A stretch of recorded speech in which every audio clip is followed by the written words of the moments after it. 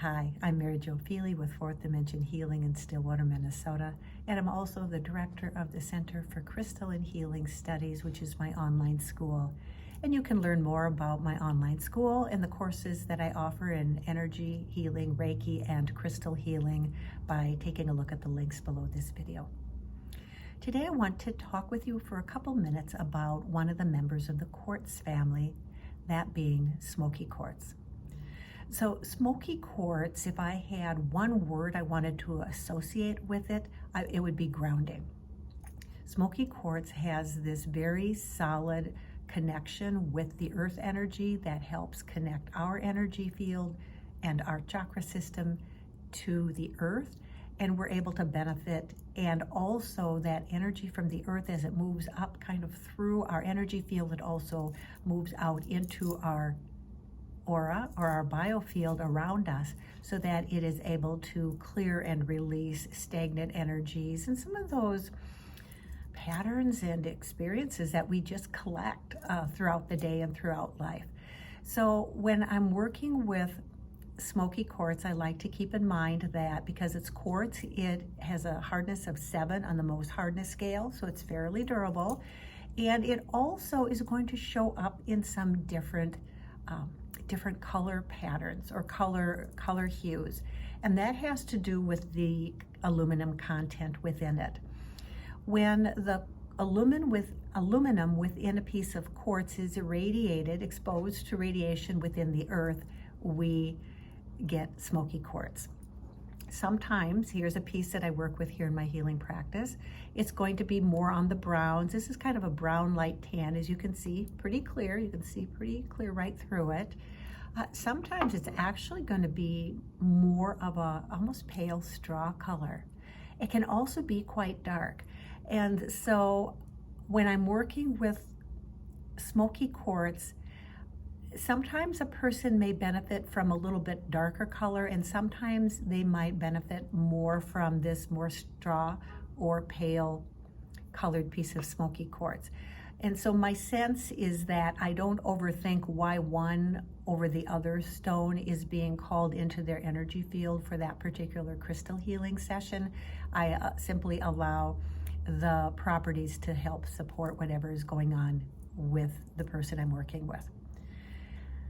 Now, that, as far as I can tell you from what I've learned from the vendors who I work with, those two pieces are smoky quartz. The reason I bring it up that way is that sometimes we can find artificially made smoky quartz.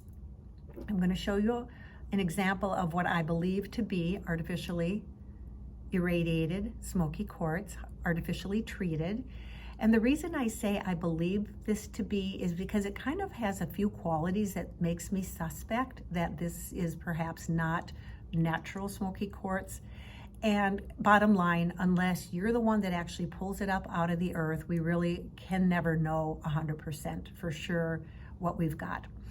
That's why working with reputable vendors, which I do, I know my vendors and they have good relationships with their sources, so that to the best of our ability, we are getting what we're getting what we're paying for, so to speak. So the reason I'm curious about this is because this is a piece of clear quartz, right? This is very likely a piece of this clear quartz, but what happened is it was artificially irradiated. And the reason I'm suspect is take a look at the bottom. The matrix is still white. That makes me wonder why that's still white when these examples of the smoky quartz has that exposure to that natural radiation moving throughout the entire crystal. Here's another example, and again, I'm not sure really where these came from, but look at this.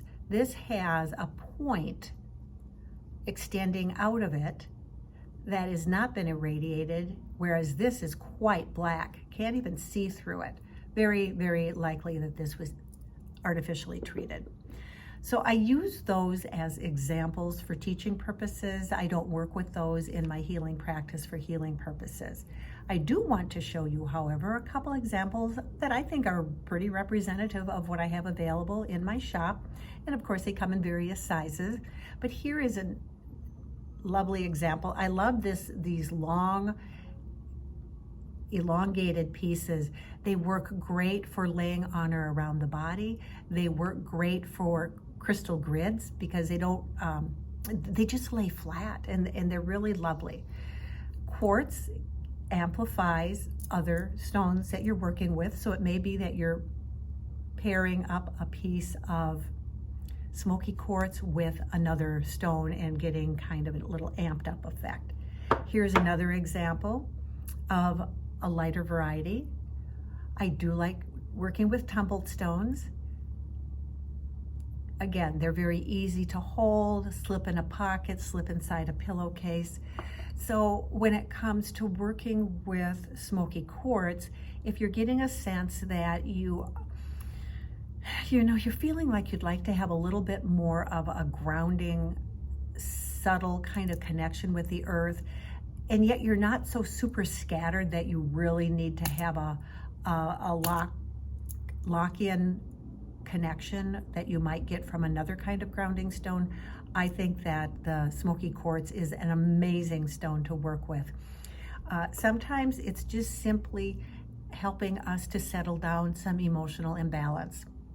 When we think of emotions, those are kind of watery, and sometimes we're really mad, and sometimes we're really kind of sad, and so we're kind of bouncing back and forth on this little kind of teeter-totter, right, of emotions. And smoky quartz is amazing at being able to very gently, yet very effectively balance and ground us, get that energy field cleared out so that we can be much more settled in our human experience. So that is just a little bit about smoky quartz, this wonderful grounding stone. Watch out for very likely artificially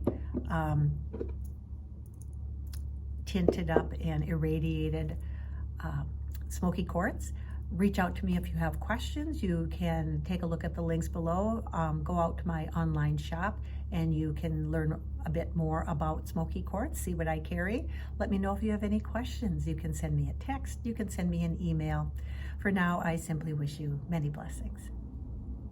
Be well.